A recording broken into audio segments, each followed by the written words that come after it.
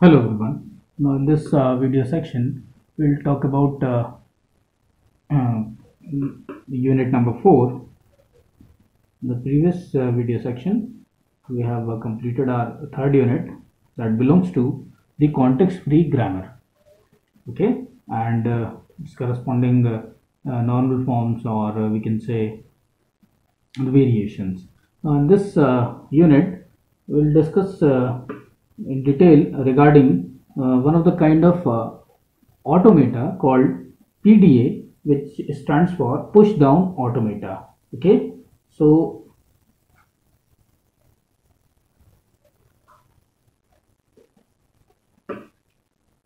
push down automata, which is in the abbreviated form, it is also known as the PDA. Now, what is PDA? PDA is a finite state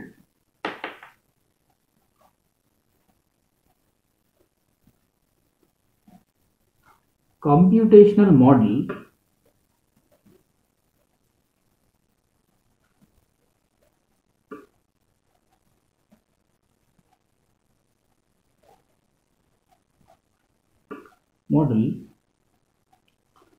that can be used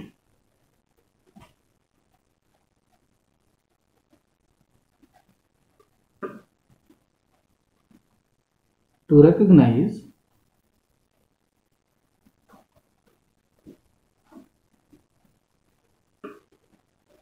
CFLs, or we can say CFL stands for context free language.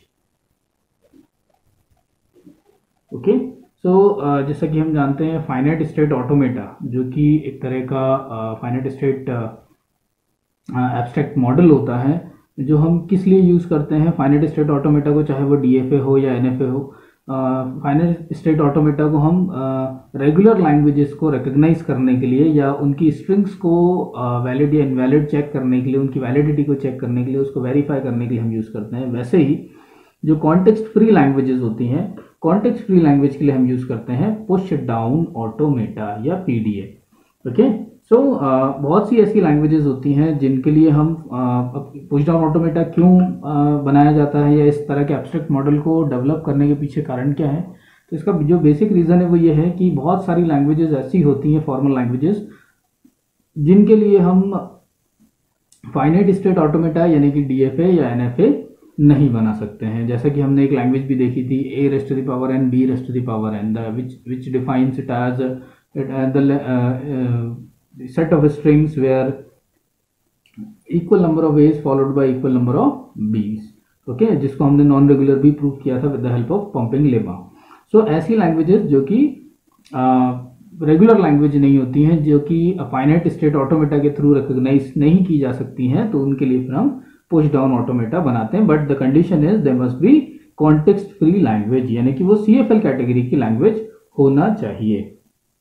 Okay, now basically जो finite automata जो होता है हमारा, finite automata is actually we can depict it with the help of a diagram. You can see, जो भी हमारी input string होती है उसे हम अपने इनपुट बफर में स्टोर कर देते हैं। ये हमारा इनपुट बफर है। Okay, this is what we call input buffer। Input buffer इसलिए क्योंकि हमारी जो स्ट्रिंग होती है उस स्ट्रिंग को हम अपने इनपुट बफर के अंदर स्टोर करते हैं। Okay, like this. देन जैसा कि फाइनाइट ऑटोमेटा में होता है, हमारे पास एक स्टेट कंट्रोल होता है, या जिसको हम फाइनाइट कंट्रोल भी बोलते हैं।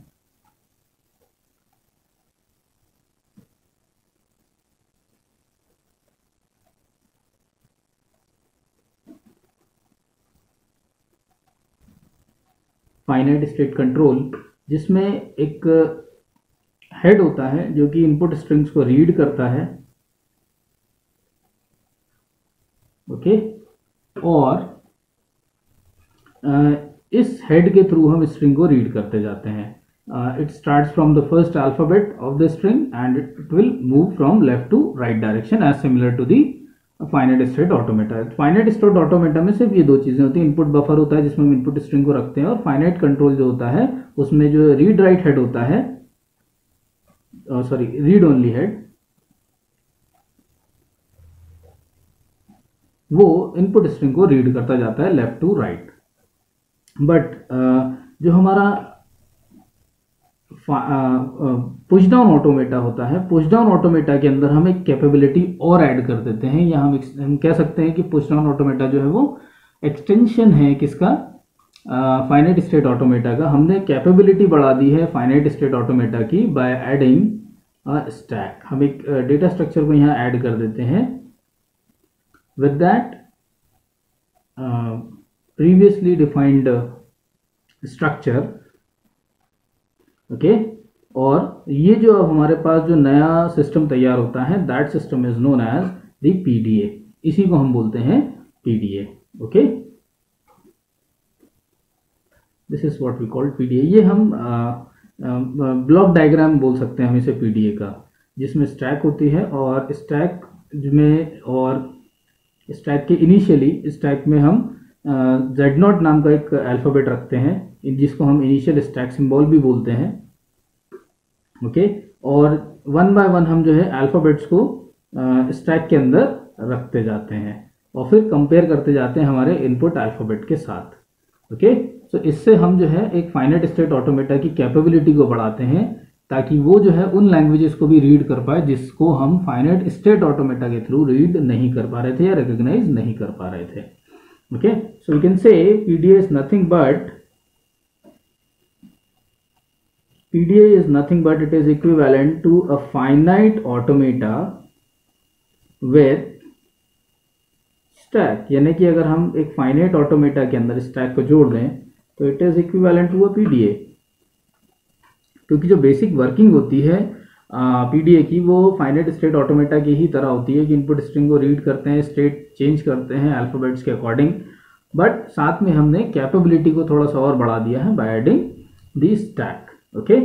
नाउ अब हम आते हैं अपने फाइनाइट स्टेट ऑटोमेटा के पुश डाउन ऑटोमेटा की फॉर्मल डेफिनेशन पर। So push down automata formally, how we can define it formally.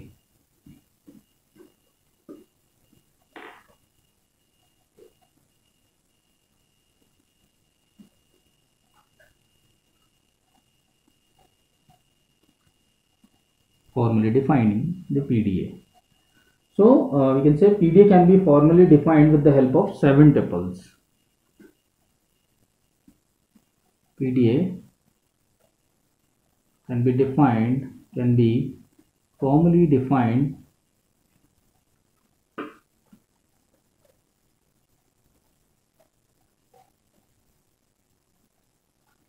with the help of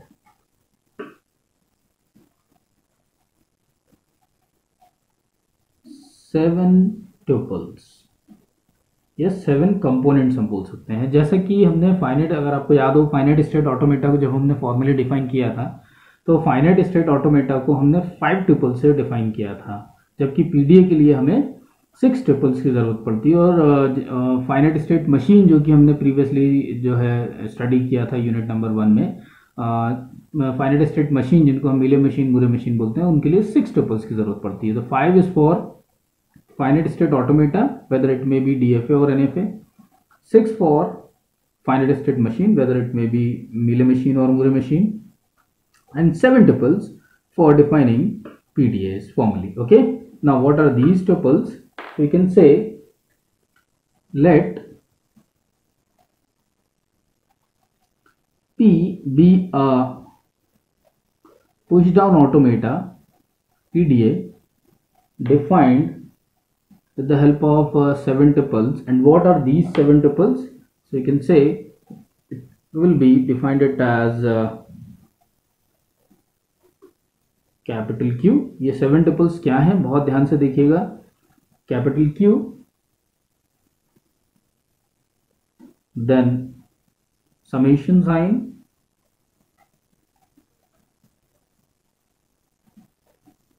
F Q naught, इसको बोलते हैं tau.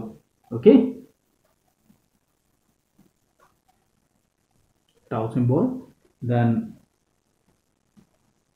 z not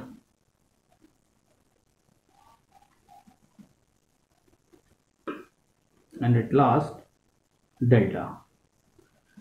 okay, so now one by one हम इनको देखते हैं, ये क्या किस अल्फाबेट या किस सिंबल से हम किस चीज़ को डिफाइन करते हैं पीडीए के अंदर। So as similar to the finite automata, जैसा कि हमने देखा है कि फाइनाइट ऑटोमेटा की ही तरह होता है, बट हमने स्टैक जोड़ दिया है, तो ऑब्वियस ही बात है कुछ टपल्स तो फाइनाइट स्टेट ऑटोमेटा या फाइनाइट ऑटोमेटा की ही तरह होंगे। So let's see the very first tuple which is q, and we can define this q as it is the finite set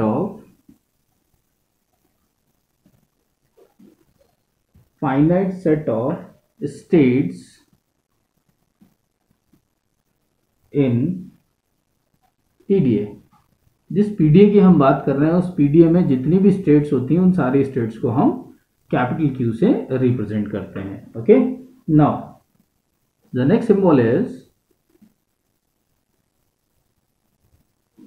summation symbol, which is as similar to the finite automata. It is used to define the input alphabet, set of input alphabet. So we can say it is also the finite set of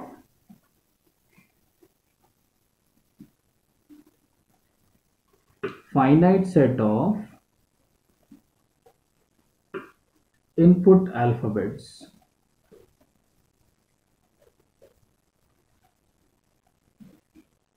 Is the finite set of input alphabets. Now the next symbol is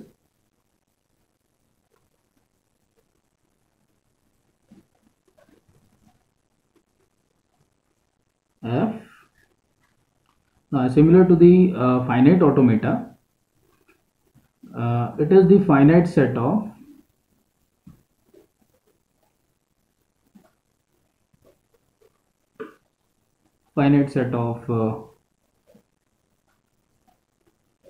final state or the accepting states। अब मैं यहाँ पर आपको accepting state क्यों लिख रहे हैं ये भी मैं बताऊंगा आपको।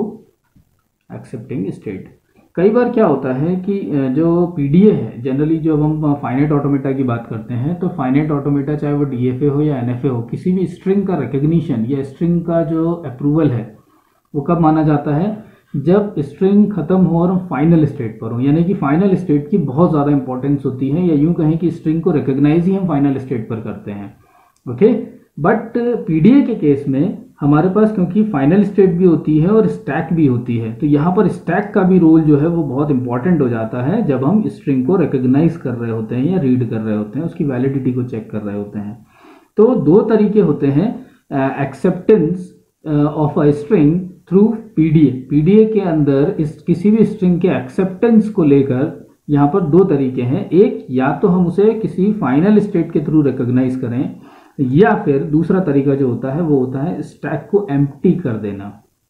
अगर आपने स्टैक को एम्प्टी कर दिया है तो भी उस स्ट्रिंग को एक्सेप्टेबल माना जाता है या वैलिड माना जाता है। इसीलिए हमेशा आप पीडीए जो बना रहे हैं जरूरी नहीं है कि आप उसे फाइनल स्टेट से ही बनाएं, आप उसे एम्प्टी स्टैक पीडीए भी बना सकते हैं। यह भी हम अभी इसी वीडियो सेक्शन में हम आगे देखेंगे कि पीडीए बाय एम्प्टी स्टैक और पीडीए बाय फाइनल स्टेट क्या होता है, हम आएंगे उस टॉपिक पर।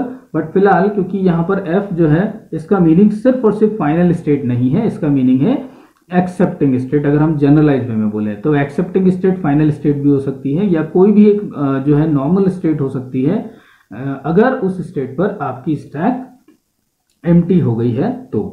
Okay, then Q naught as usual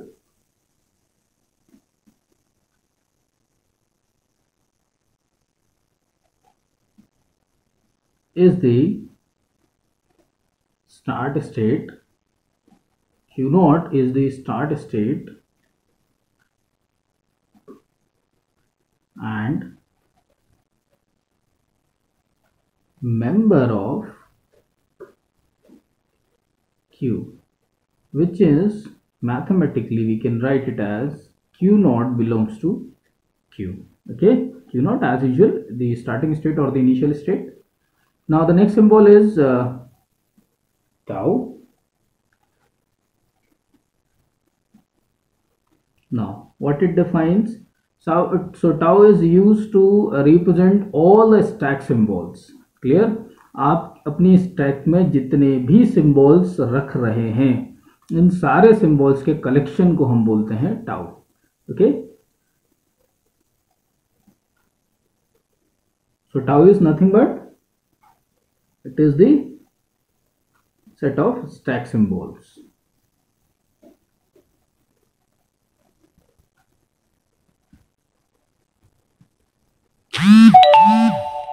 It is the set of stack symbols. Okay, so tau representing the set of stack symbols. Whatever be the stack symbols, जो भी हम stack symbols यानी कि stack के अंदर जो भी हम symbols रख रहे हैं, चाहे वो input alphabets हो या फिर Z0 हो, तो कई बार ऐसा भी होता है कि हम स्टैक के अंदर इनपुट अल्फ़ाबेट्स के सारे सिंबल्स नहीं रखते हैं. कई बार हम इनपुट अल्फ़ाबेट्स के सारे सिंबल्स रखते हैं, तो इसीलिए हम सिर्फ यहाँ पर ऐसे नहीं लिख सकते कि समेशन यूनियन Z0. अगर हम ऐसा लिख देंगे तो उसका मतलब ये है कि इट इज़ ऑलवेज कि आप इनपुट अल्फ़ाबेट्स को स्टैक में रख रहे हैं, बट ऐसा नहीं है. हम अपने पीडीए की रिक्वायरमेंट के हिसाब से कुछ अल्फ़ाबेट्स को स्टैक में रखते हैं, कुछ को पॉप करते हैं, कुछ को पुश करते हैं. So it depends. That's why we are just writing it here as in a single statement called tau. Tau is the set of stack symbols. Whatever be the stack symbols, we are presenting or staying it here in the stack. Okay, so that is the set of stack symbols. Now the next symbol is Z0. Z0 is actually the initial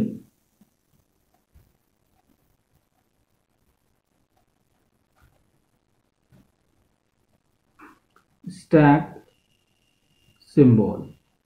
अब ध्यान दीजिएगा, अभी हमने बात की है set of stack symbol. Set of stack symbol का मतलब ये है कि इनपुट अल्फ़ाबेट्स भी आ सकते हैं, बट जब आप Z0 बोलते हैं तो Z0 be always be the initial stack symbol. यानी कि जब आप स्टैक को क्रिएट करते हो तो जैसे ही स्टैक क्रिएट करते हैं तो इनिशियली स्टैक में सबसे पहला अल्फ़ाबेट जो हम रखते हैं that is represented with it is a special kind of symbol, जो कि सिंबॉलिकली हम इसको ऐसा रिप्रेजेंट कर रहे हैं Z0 से. तो Z और सबसे पहला सिंबल हम स्टैक को हम खाली नहीं छोड़ते हैं, स्टैक को इनिशियली हम एक सिंबल से भर देते हैं. That symbol is Z0. Okay, symbolically हम उसे Z0 से रिप्रेजेंट करते हैं, और क्योंकि ये सबसे पहला सिंबल हम स्टैक के अंदर इस Z0 रखते हैं, इसीलिए इसको हम इनिशियल स्टैक सिंबल बोलते हैं. Okay, then next is the transition. As usual, the transition function.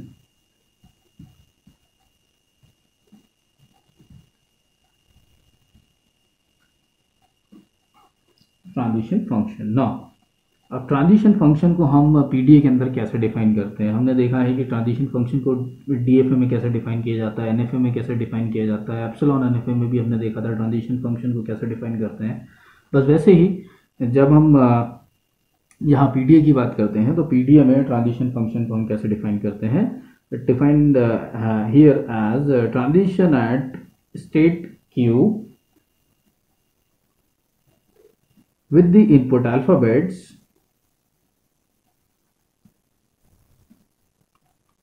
union, this is union, okay, or it may be the epsilon,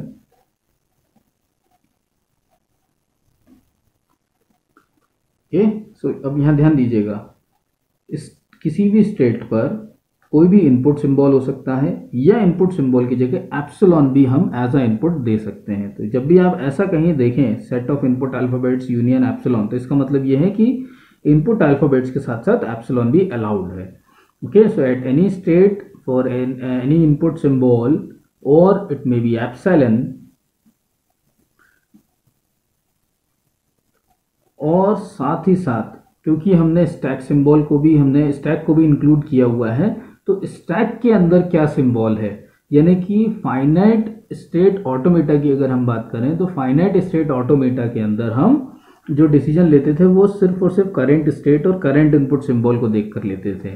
okay, जबकि यहाँ पर क्योंकि स्टैक को भी हमने इंक्लूड कर लिया है, ओके, स्टैक भी एक बहुत इंपॉर्टेंट जो है हम कह सकते हैं कंपोनेंट है आपके पीडीए के अंदर, तो अब हम स्टैक के अल्फ़ाबेट को भी अपने डिसीजन के अंदर इनपुट के साथ कंसिडर करेंगे। यानी कि अब 3 एलिमेंट्स हैं जिनको हमें देखना होगा जब भी हम कोई डिसीजन लेंगे या ट्रांजिशन देंगे। ओके, तो स्टेट पर इनपुट क्या है, या एप्सिलॉन है, ठीक है, कोई इनपुट अल्फ़ाबेट हो सकता है या एप्सिलॉन भी हो सकता है उस स्टेट पर। साथ ही साथ हमें ये भी देखना होगा कि हमारे स्टैक का टॉप मोस्ट अल्फ़ाबेट क्या है या स्टैक का सिंबल क्या है।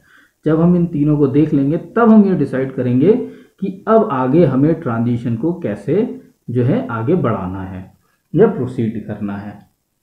So we can move to the another state or it may be the same state. और साथ ही साथ आपको स्टैक के ऊपर एक ऑपरेशन परफॉर्म करना होगा और वो इस ऑपरेशन कुछ भी हो सकता है। तो ये जो आप देख रहे हैं ये रिप्रेजेंट कर रहा है कि स्टैक के ऊपर आपने क्या सिंबल जो है किस सिंबल पर आपने ऑपरेशन परफॉर्म किया है। Either we can